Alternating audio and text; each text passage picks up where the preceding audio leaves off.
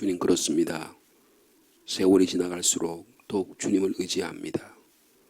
세상에 의지할 것 의지하다가 넘어지고 실망하고 좌절하지만 주님께 의지하면 주님 우리에게 생명을 주시고 우리에게 평안을 주시고 우리의 감사와 기쁨을 주실 줄로 믿습니다.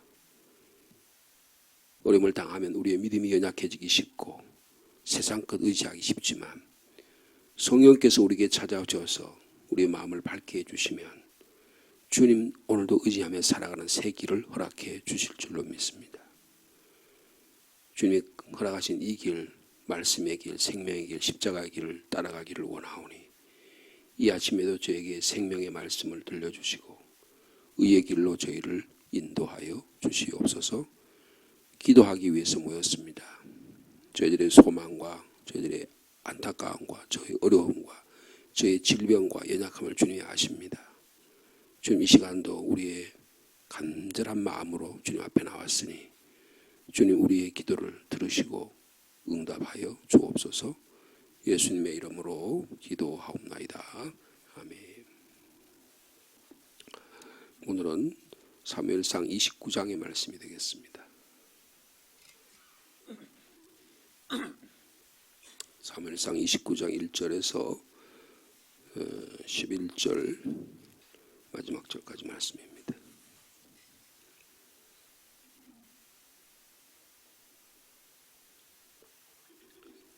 이 29장 1절 말씀 제가 먼저 받들었습니다. 블레셋 사람들은 그들의 모든 군대를 아벡에 모았고 이스라엘 사람들은 이스라엘에 있는 셈 곁에 진쳤더라.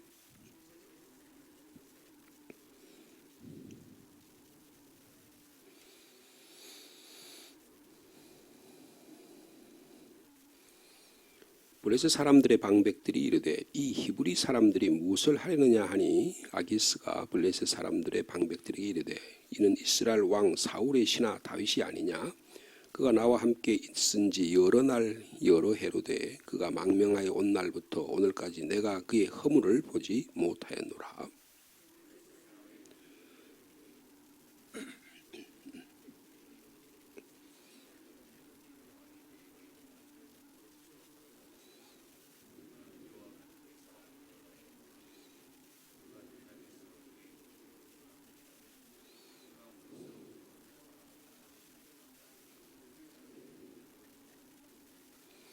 그들이 춤추며 노래하여 이르되 사울이 죽인 자는 천천히요 다윗은 만만이로다 하던 그 다윗이 아니니까 하니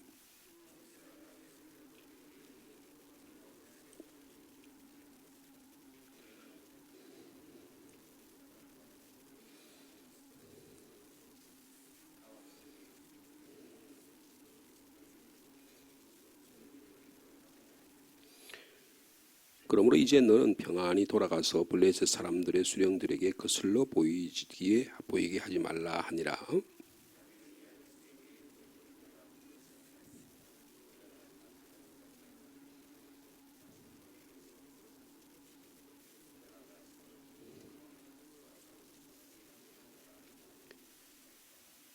'아기스가 다윗에게 대답하여 이르되 내가 내 목전에 하나님의 전령같이 선한 것을 내가 아나 블레셋 사람들의 방백들은 말하기를 그가 우리와 함께 전장에 올라가지 못하리라 하니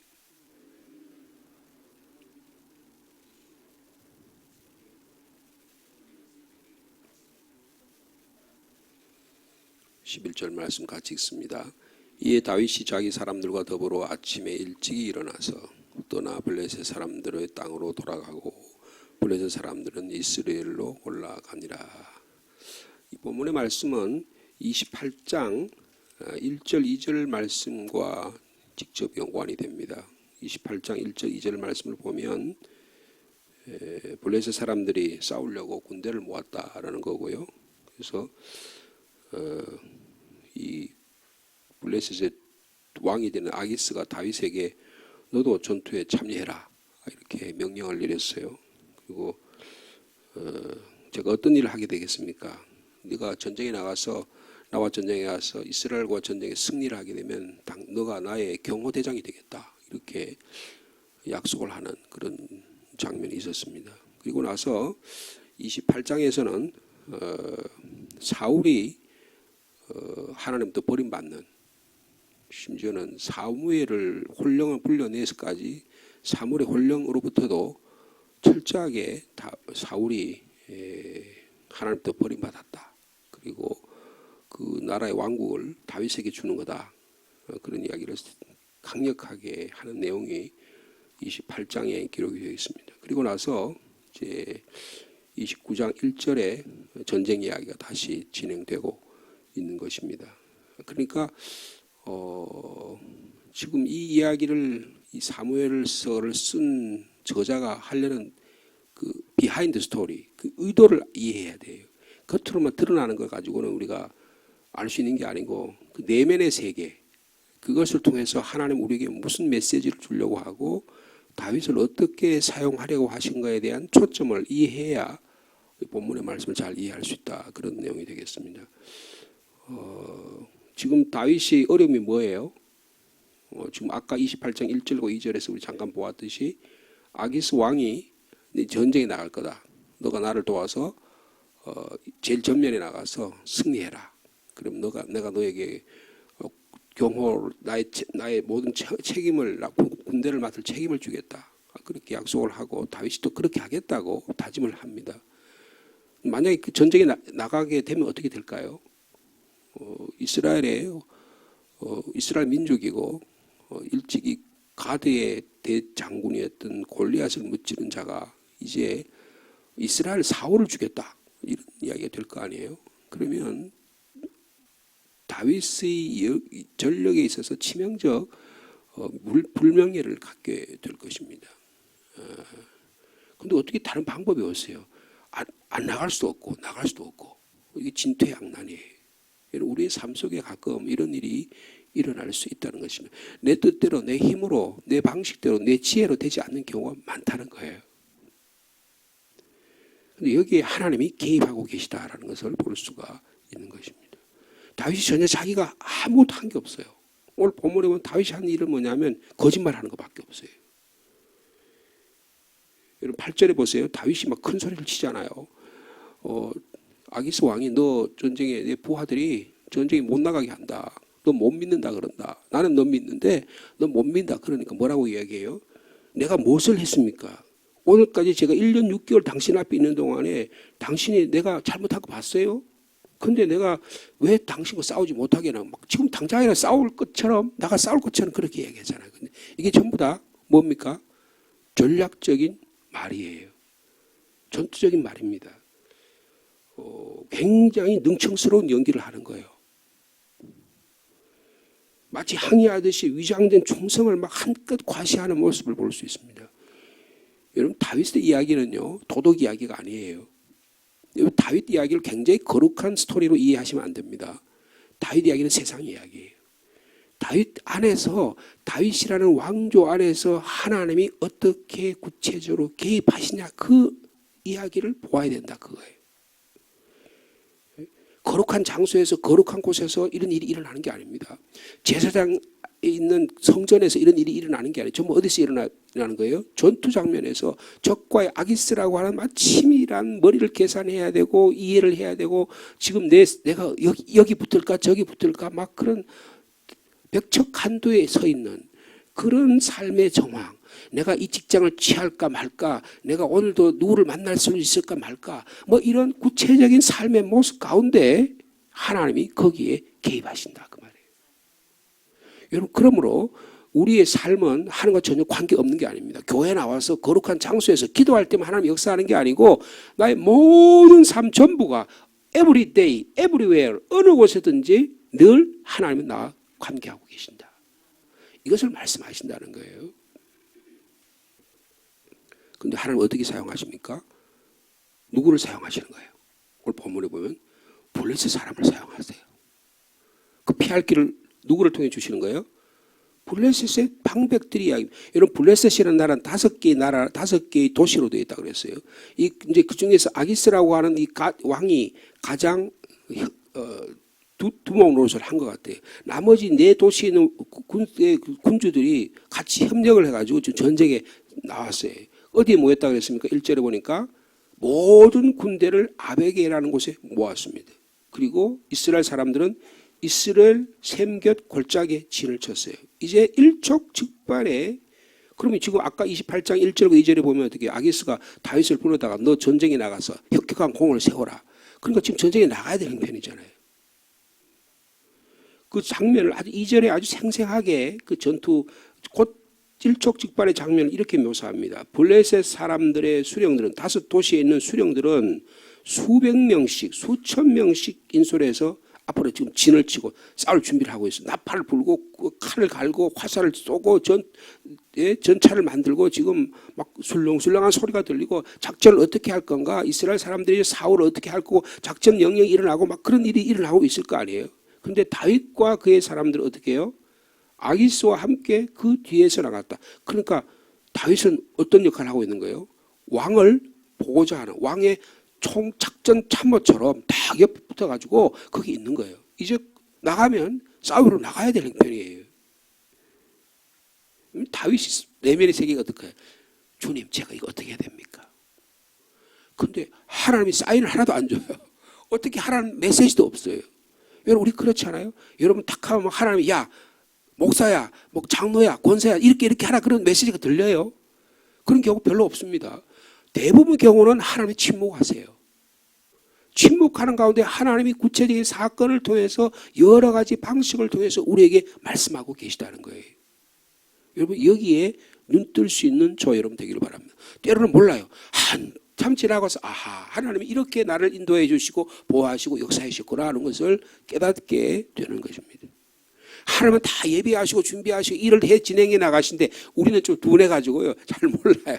어떻게 해야 될지 몰라요. 그래서 막 방황하기도 하고 고민하기도 해요. 근데 하나님은 우리를 앞서가셔서 그 길을 예비하시고 준비해주고 계시다는 거예요. 우리 사람들이 말하잖아요. 뭐라고 이야기합니까? 여러분, 이 말을 잘 들어보시라고요. 블레셋 사람들의 방백들이 이르되 뭐라고 이야기합니까? 이 히브리 사람들이 무엇을 하려고 합니까? 히브리 사람이란 말이 무슨 뜻이에요? 히브리는 강 건너온 사람이라 그런 뜻이에요. 별 볼 일 없는 사람이라 그거예요. 사회적인 주변 인간이라 그거예요. 주도적 세력이 아니라 그런 뜻이에요. 블레셋 입장에서 어디서 굴러 들어온 게 말이야. 아니 아기스 왕을 다 보좌해가지고 우리가 지금 주도적인 세력 가지고 지금 전쟁에 나가서 해야 되는데 저 다윗이라는 친구 딱 왕 옆 딱 붙어 있네. 만약에 전쟁에 나가서 이기면 어떻게 될 것 같아요? 누구한테 그 업적이 돌아갈 것 같아요? 저 다윗한테 업적이 돌아갈 것 같잖아요. 그러니까 이게 위기를 당하는 거예요. 그래서 어떻게 하면 내치려는 것입니다. 이게 철저한 자기 이해관계 속에서 이런 전쟁은 철저한 자기 이해관계입니다. 여러분, 푸틴이라는 사람 왜 지금 막 전쟁이란 말을 썼잖아요, 그죠? 여러분 그동안에 전쟁이란 말 안 썼어요. 작전 수행이란 말을 썼거든요. 근데 지금 전승 기념일에 2차 세계대전 때 독일하고 싸워가지고 승리한 날이 어저께인가 그저께였던가 봐요. 그래가지고 그 전승 기념일에 그 푸틴이라는 대통령이 나와가지고 드디어 전쟁을 선포한다 그러더라고요. 그 진짜 전면전사 하겠다는 거예요. 그럼 미사일도 쏘고 핵폭탄도 쏘고 뭐든지 하겠다래. 그래서 그 자기가 점령한 그 나라에 있는 군사들에게 젊은 사람들을 동원해가지고 전쟁에 칭집하겠다는 거거든요. 여러분, 전쟁은 치밀한 계산에 의해서 하는 것입니다. 일본이 풍신수길이가 1592년에 임진왜란을 일으켜가지고 정유재난을 일으켜가지고 왜 왔어요? 일본 안에 있는 막 혼란스러운 것을 다 잠재워가지고 분위기를 싹 정한 놈. 한국을 정벌하고 저기 명나라를 정벌하자. 그런 말을 하니까 막 전부 다 그쪽으로 쏠리잖아요. 명치유신, 일본 사람들이 명치유신을 해가지고 막 유신을 한 다음에 그걸 어떻게 해요? 전 유럽을, 전 동남아를 천황의 나라로 만들겠다. 그러니까 사람들이 막 그때는 막 거기 매몰돼가지고 지금도 일본 사람들 보세요. 아주 정신이 없어요, 그 사람들이요. 아직도 일본 대제국 시대에 천황을 섬기고 있다고, 그 사람들이요. 여러분, 전부 다 이해관계에 따라 살아가는 것입니다. 일본 사람은 철저하게 자기 이해관계에 살아가는 거예요. 동계산 철저하게 하는 사람들입니다. 미국 사람은 더한 사람들이에요. 여러분, 그런 국제적인 이런 관계에서 우리가 살아남아야 되잖아요. 여러분, 지금 여기에 블레셋 사람들이 그런 거예요. 저 히브리 것들 이렇게 이야기하는 거예요. 좀 과장되게 얘기하면 저 쓰레기 같은 인간들 그런 뜻이에요. 이 히브리란 말이. 그러니까 다윗이 그 이야기를 들었으면 치욕스러운 말을 이야기하고 있는 것입니다. 무슨 말이에요? 블레셋의 질서를 깨뜨리는 자다. 우리의 안정과 번영을 파괴하는 자가 바로 저 인간인데, 저 아기스 왕은 무슨 정신이 있어가지고 지금 저 다윗이라는 인간을 들여가지고 지금 이 전쟁에 앞세우려 하는 거냐? 이제 그런 이제 억울함과 그런 이야기를 지금 하고 있는 거예요. 그러니까 아기스가 뭐라고 얘기합니까? 여러분 참 이게 어떻게 이런 얘기할 수 있을까요? 여러분, 아기스가 블레셋 사람들의 방백들에게 말합니다. 이는 이스라엘 왕 사울의 신하가 아니에요. 분명히 알아요. 무슨 아기스가 지금 정신병자가 돼가지고 다윗이 어디 정체가 뭔지 모르는 사람이 아니에요. 사울의 부하인 것도 알아요. 사울 옛날에 사울에게 출신들이 이스라엘 사람이라는 것도 알아요. 근데도 뭐라고 얘기합니까? 이는 그가 나와 함께 있은 지 여러 날 여러 해 1년 6개월 있었잖아요. 근데 그가 1년 4개월 있었습니까? 그가 망명하여 온 날부터 오늘까지 뭐라 해요? 내가 그의 허물을 보지 못했다 그랬어요. 여러분 어떻게 그런 일이 있을 수 있죠? 여러분 우리는 알잖아요. 그죠? 다윗이 속여먹었다는 거 알잖아요. 앞에 28장에 보면 다윗이 철저하게 속여먹었잖아요. 그죠? 그리고 어떻게 그리고는 자기가 네게부에 있는 이스라엘 사람들 유대 족속들을 공격해가지고 그래가지고 전쟁에 승리해가지고 전부 다 싸움 말이라든지 이런 전쟁에 승리한 물건들 누구한테 갖다 줘요? 전부 다 아기스한테 갖다 줍니다. 여러분 철저하게 계산적이에요. 근데 그 전쟁에 승리한 물건들을 어디서 뺏은 거예요? 아말렉 족속으로 뺏은 거예요. 여러분 아말렉 족속 거를 취하면 돼야 안 돼요? 안 됩니다.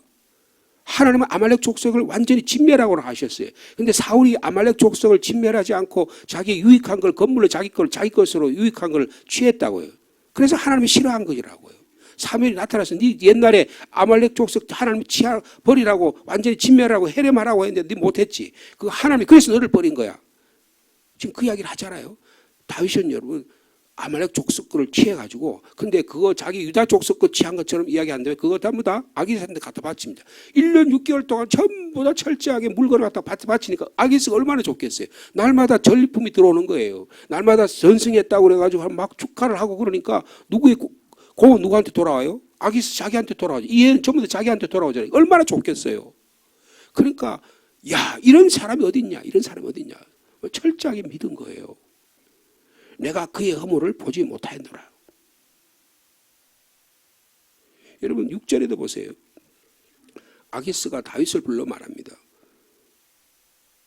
여호와께서 살아계심을 두고 맹세까지 하면서 이렇게 말해요. 다윗 당신은 정직하여 당신이 나에게 온 날부터 오늘까지 뭐예요? 내게 악이 있음을 보지 못하였다. 앞에는 당신이 허물을 보지 못했다. 악이 있음을 보지 못했다 그랬어요. 여러분 9절에 보세요. 아기스가 다윗에게 대답해야 돼. 내가 내 목전에 하나님의 전령같이 뭐라고요? 선한 것을 내가 안다. 여러분 3차례나 다윗을 변호를 합니다. 변호를 하는 거예요. 여러분 그러니까 어떻게 해요? 블레셋 사람들에게 있어서 다윗은 나쁜 사람이 아니라는 거예요. 그럼 만약에 지금 이게 결과적으로 봐가지고 다윗이 지금 전쟁에 참여하지 못하잖아요. 그럼 나중에 어떻게 되겠어요? 이스라엘 사람들도 그 다윗이 옛날에 우리를 공격하려고 그랬는데 그 다윗이 블레셋 사람들은 또 배반을 당했다. 그런데 그 사람들한테도 어떻게 블레셋 사람들한테도 인정을 받고 또 전쟁에 안 나갔으니까 이스라엘 사람도 인정을 받고 여러분 다윗은 꼭 먹고 알 먹습니다.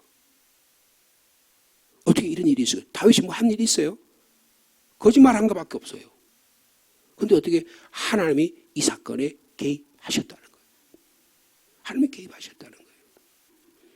여러분 우리의 삶 속에 하나님이 개입하지 않으면 하나님의 은혜를 베풀지 않으면 우리 인생에 하나도 될 수 있는 게 숨조차 쉴 수가 없어요. 우리의 건강, 우리의 가정, 우리의 교회, 우리의 모든 삶의 한 걸음 한 걸음 주님의 은혜 없이는 한 걸음도 나갈 수 없음을 말씀해 주고 있는 것입니다.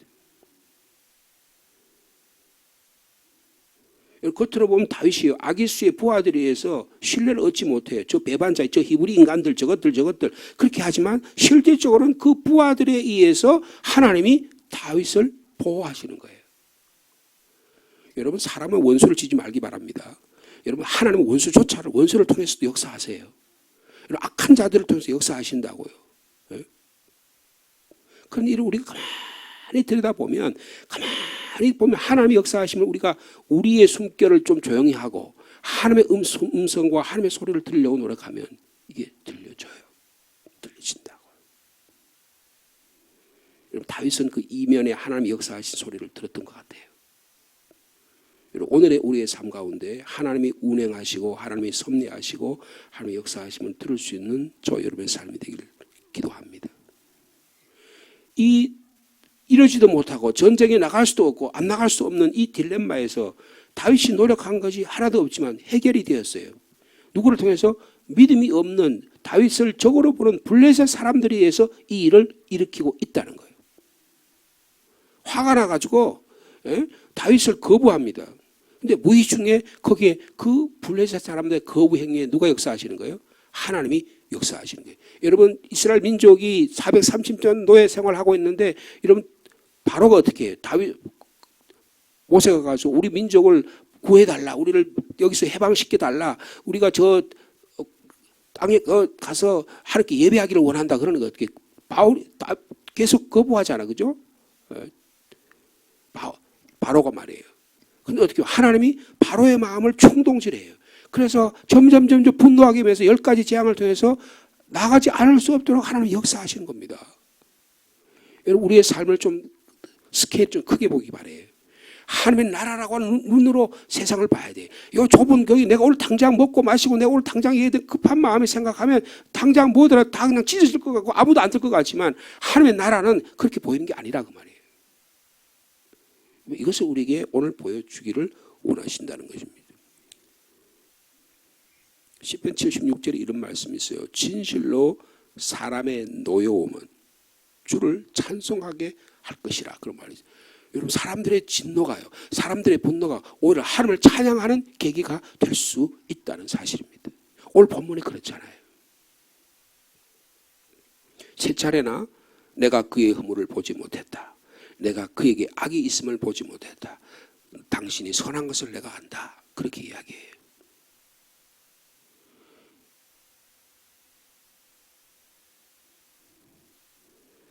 여러분, 이 장면이 어떤 장면과 좀 생각이 날까요? 예수님께서요, 재판을 받을 때 누구한테 재판을 받았어요? 빌라도한테 재판을 받았잖아요. 재판을 받을 때 그 성경을 보면 3번이나 빌라도가 이야기합니다. 이 사람에게는 허물이 없는 걸, 이 사람에는 죄가 없다. 그런데 왜 이 사람 죽이려고 그러냐? 나는 아무리 생각해도 이 사람 죄가 없는 것 같아. 손을 씻어가지고 그렇게 하잖아요. 여러분, 빌라도가 예수님이 무죄하다고 선언합니다. 그런데 그 빌라도의 그 행동을 통해서 하나님의 구원의 역사를 일으키고 있음을 볼 수가 있는 거예요. 여러분, 이것은 예수 그리스도의 무죄하신 사건과 다윗이 하나님의 종으로서 메시아의 왕으로 왕국으로 세워지는 그 사건이 이렇게 연관되어 있음을 말씀하고 있는 거예요. 여러분, 우리의 삶을 우리가 변호하려고 그럴 필요 없어요. 하나님 변호하신다는 거예요. 심지어는 원수까지도 변호한다는 거예요. 여러분, 문제는 뭐예요? 내가 하나님 앞에 신실하냐, 내가 하나님 말씀대로 살아가느냐가 중요하다는 거예요.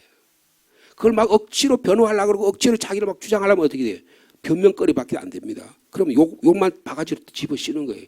그때는 어떻게 해요? 그냥 내가 가만히 있는 거예요. 여러분, 그게 가장 지혜로운 방법입니다. 여러분, 세상에 모든 사람들은 자기를 변호하려고 그러고 변호사를 붙이고 뭘 붙여가지고 고소하고 해가지고 자기 이해를 얻어내려고 그러잖아요. 여러분, 사울이 그런 사람입니다. 근데 다윗은 어떻게 해요? 그렇지 않게 하지 않습니다. 하나님께 그 자리를 내어드리는 거예요. 하나님께 내어드리는 거예요.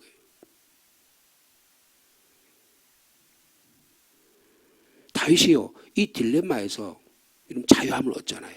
여러분, 오늘 우리의 삶 속에서 다윗처럼 이런 어려움, 이러지도 못하고 저러지도 못하는 이런 진퇴양난의 삶 속에서 하나님의 은혜가 여러분 임하기를 축복합니다.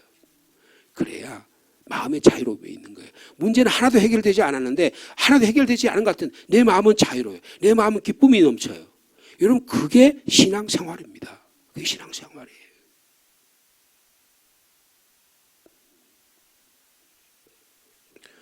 여러분, 오늘 어저께 우리 이 사울 봤을 때, 사울은 엔돌의 무당을 찾아갈 때 그때가 시간이 언제라 그랬어요? 기억나세요? 밤에 찾아갔다 그랬잖아요. 근데 다시 돌아갈 때도 언제라 그랬어요? 밤이었어요. 여러분 사울은 어떤 사람이에요? 밤의 사람이에요. 밤은 성경이 뭘 상징합니까? 어둠을 상징하고 죄악을 상징하고 사망을 상징하고 하나님과 적대 세력을 상징하는 거예요. 여러분 그래서 어저께 제가 그 밤의 이야기를 하면서 누구 이야기를 했죠? 가룟 유다 이야기를 했잖아요. 가룟 유다가 주님으로부터 떡을 받았는데 떡을 먹고 갔을 때 그때가 곧 밤이었더라 그랬어요. 마귀 사탄의 꾀임에 받아가지고 마귀 사탄의 수하가 됐는데 그때가 밤이었더라. 밤의 세력의 사람이에요.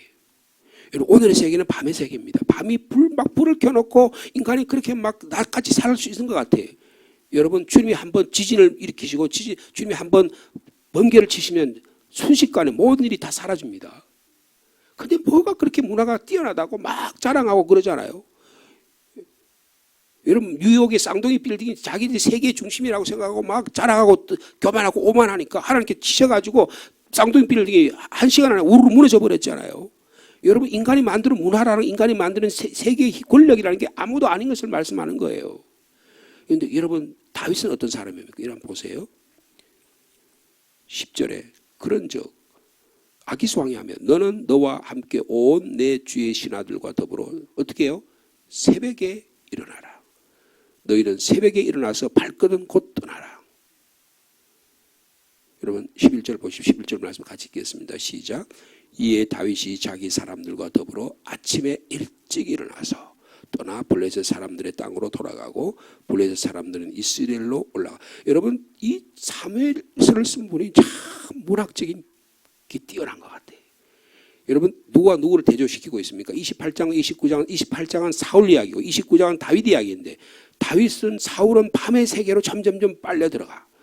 블랙홀처럼 어둠의 세력이 죄악의 세력이 마귀 사탄의 세력이 점점 빨려 들어가. 근데 다윗은 어떻게 합니까? 그 어둠의 세계부터 벗어나는 거예요. 아침이 되는 거예요. 새로운 날이 밝은 거예요.